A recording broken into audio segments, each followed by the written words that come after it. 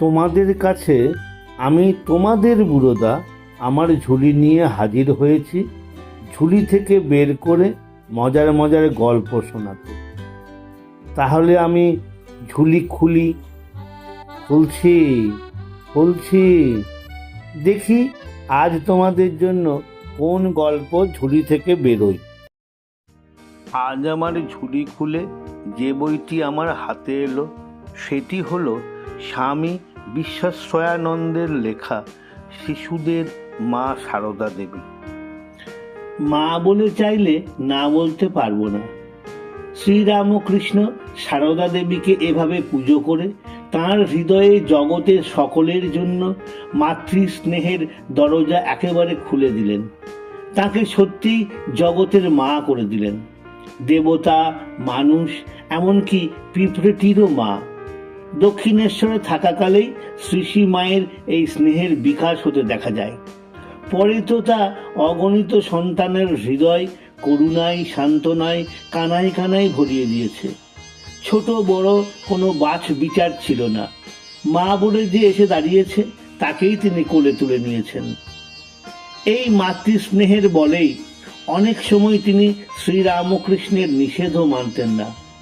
একবার একজন খারাপ স্ত্রীলোককে শ্রীরামকৃষ্ণের নিষেধ সত্ত্বেও মা কয়েকদিন কাছে ডেকে সান্ত্বনা দিয়েছেন।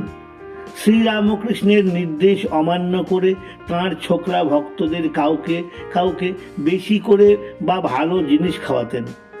শ্রীরামকৃষ্ণ জানতে পেরে যখন বলেন ওরা সাধু হবে, এতে যদি ওদের ক্ষতি হয়, মা উত্তর দেন সে ভার আমার। এসব দেখে শুনে সারদা দেবীর ভেতর সবার জন্য মাতৃস্নেহের বিকাশ শুরু হচ্ছে বুঝে শ্রীরামকৃষ্ণ অবশ্য খুশি হতেন। একবার একজন মহিলার ইচ্ছা হওয়ায় মা তার হাতে শ্রীরামকৃষ্ণের খাবার পাঠান। পরে মা এলে শ্রীরামকৃষ্ণ বললেন, ওসব লোকের হাতে খাবার পাঠিও না, আমার কষ্ট হয়। মা বললেন, কি করি, চাইলু, না বলতে পারলাম না। তবু আরো দু একবার শ্রীরামকৃষ্ণ নিষেধ করায় মা জোর হাত করে বললেন, ওটি পারবনি ঠাকুর, মা বলে কেউ এসে কিছু চাইলে না বলতে পারবনি। স্বামী স্ত্রীর পবিত্র অপূর্ব ভালোবাসা। এখন থেকে আমরা শ্রীরামকৃষ্ণকে ঠাকুরও বলবো।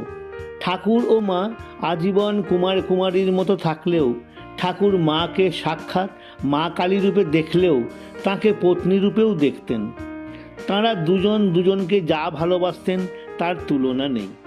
মা বলেছেন, এমন স্বামীর কাছে পড়েছিলাম যে তিনি কখনো তুই পর্যন্ত বলেননি।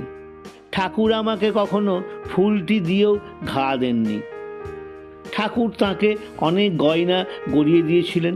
তার সুবিধে অসুবিধের দিকে নজর রাখতেন, শিক্ষার দিকেও, কারণ সংসারে থেকে কিভাবে ভগবান লাভ করতে হয় তাই শেখাতেই তো মা এসেছেন।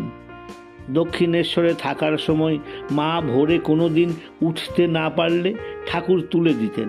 ঠাকুর বলতেন, মেয়ে লোকের বসে থাকতে নেই, কাজ না থাকলে মাকে পাট এনে দিয়ে শিকে তৈরি করতে বলতেন। মা বলেছেন, সেই পাটের ফেঁসো দিয়ে বালিশ করে তাই মাথায় দিতুম, আর চটের ওপর পটপটের মাদুর বিছিয়ে শুতুম। কি কঠোরতাই না করেছেন, আর কত কাজ, তবু ওরই ভেতর দিনে 1,00,000 বার জপ করতেন।